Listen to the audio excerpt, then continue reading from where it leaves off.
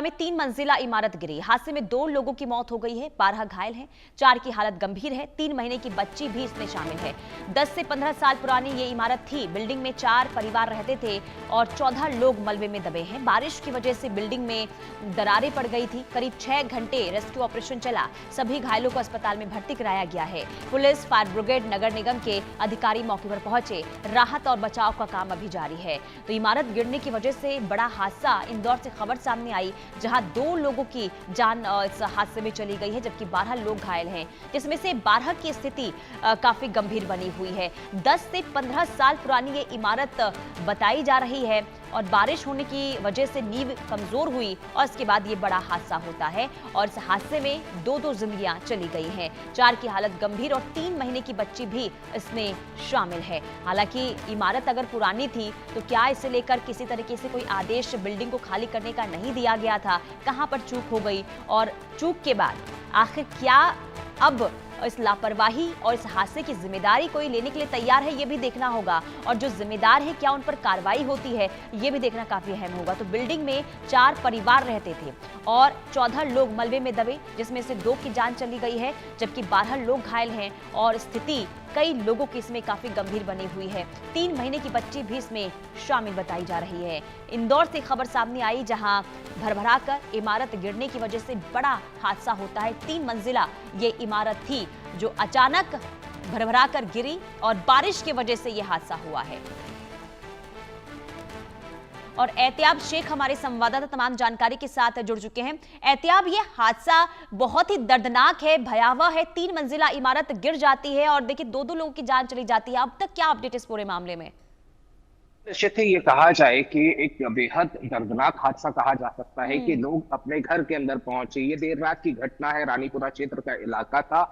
3 मंजिला ये बिल्डिंग थी। इसका बताया जा रहा है कि 10 से 15 साल पुरानी थी, बहुत ज्यादा पुरानी बिल्डिंग भी नहीं थी। जी। अचानक गिर जाती है, उसमें 14 लोग दब जाते हैं। गनीमत ये रही कि उस वक्त सारे लोग जो कि चारों परिवार के थे, वो सभी लोग उस वक्त बिल्डिंग के अंदर मौजूद नहीं थे। 14 लोग इस बिल्डिंग में दब जाते हैं, जिसमें से 2 की मौत हो जाती है। 12 लोग घायल हैं, जिसमें से 4 का अभी सिवियरिटी के साथ में ये कहा जाए कि उनकी इंजुरीज हैं और बेहद नाजुक स्थिति है, उनका इलाज चल रहा है।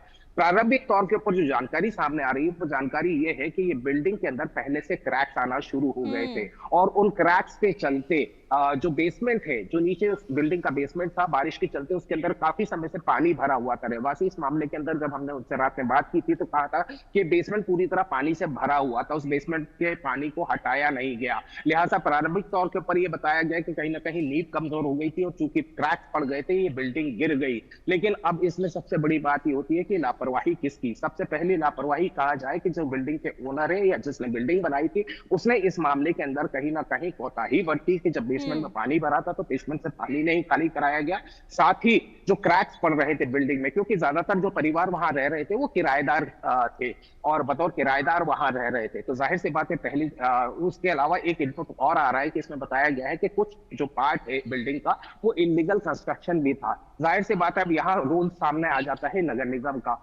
जब नगर निगम लगातार ये कहा जाए कि इंदौर के अंदर कार्रवाई कर रही थी कि जो जर्जर और पुराने भवन है उनको खाली करवा के उन्हें तोड़ा जा रहा था या उन्हें डिस्मेंटल किया जा रहा था, तो निश्चित रूप से ये बिल्डिंग कैसे उनकी नजर से चूक गई। जाहिर सी बात है ये इस बात में इंदौर डीएम से जब बात हुई थी, उन्होंने कहा कि इस मामले के अंदर जांच की जाएगी और जो भी दोषी होगा उनके खिलाफ सख्त कार्रवाई की जाएगी। लेकिन इस हादसे में 2 लोगों की जिंदगी ये कहा जाए चली गई है और अभी जो 12 लोग भर्ती है, उसमें से 4 लोग अभी फिलहाल सिवियर कंडीशन के अंदर बताए जा रहे हैं, क्रिटिकल कंडीशन में बताए जा रहे हैं। तो निश्चित रूप से ये कहा जा सकता है कि 6 घंटे लगातार 6 घंटे तक मशक्कत करनी पड़ी बॉडीज को बाहर निकालने में। द लास्ट बॉडी सुबह तकरीबन 4:45 बजे के आसपास निकाली गई। तो निश्चित जी। रूप से ये कहा जा सकता है कि जब ये मंजर जिस वक्त ये बिल्डिंग गिरी होगी और जो परिवार के लोग वहां मौजूद होंगे उनके ऊपर क्या बीती होगी।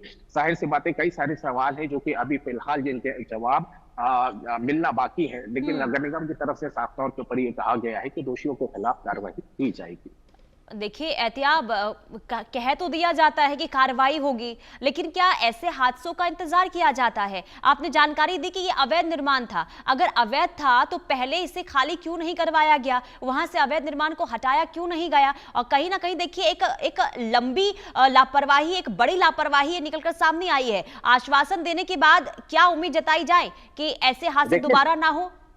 देखिए, निश्चित ही सबसे पहले नेग्लिजेंस या लापरवाही नेग्लिजेंस पहले तो बिल्डर के बेसिस के ऊपर, और दूसरा जब हमने लगातार देखा कि कई सारी बिल्डिंग्स के बारे में इंदौर नगर निगम ने कई सारे नोटिस जारी किए, कई सारे डिसमेंटल भी किए गए जो कि खतरनाक थे। तो ये चूक कैसे हो गई, ये बड़ा सवाल खड़ा होता है कि ये चूक कैसे हो जाती है। क्रैक्स थे बिल्डिंग के अंदर, ये रहवासी साफ तौर के ऊपर बता रहे हैं। जब हादसा हो गया उसके बाद में हर रहवासी ने इस बात को तस्दीक किया कि बिल्डिंग के अंदर कई सारे क्रैक्स थे। अगर बेसमेंट में पानी भरा था तो बेसमेंट का पानी खाली क्यों नहीं करवाया गया? क्योंकि प्रारंभिक तौर के ऊपर जो इंजीनियर्स भी वहां मौजूद थे या नगर निगम के कर्मचारी मौजूद थे, उनका साफ तौर के ऊपर कहना है कि नींव कहीं ना कहीं कमजोर हो गई थी, क्योंकि बेसमेंट में लगातार पानी भरा हुआ था। जाहिर सी बात है ये चूक तो निश्चित रूप से हुई है, और आपने बिल्कुल सही कहा। बिल्कुल, यानी और चूक एक स्तर पर नहीं हुई है एहतियाब, कई स्तर पर चूक हुई है। इसके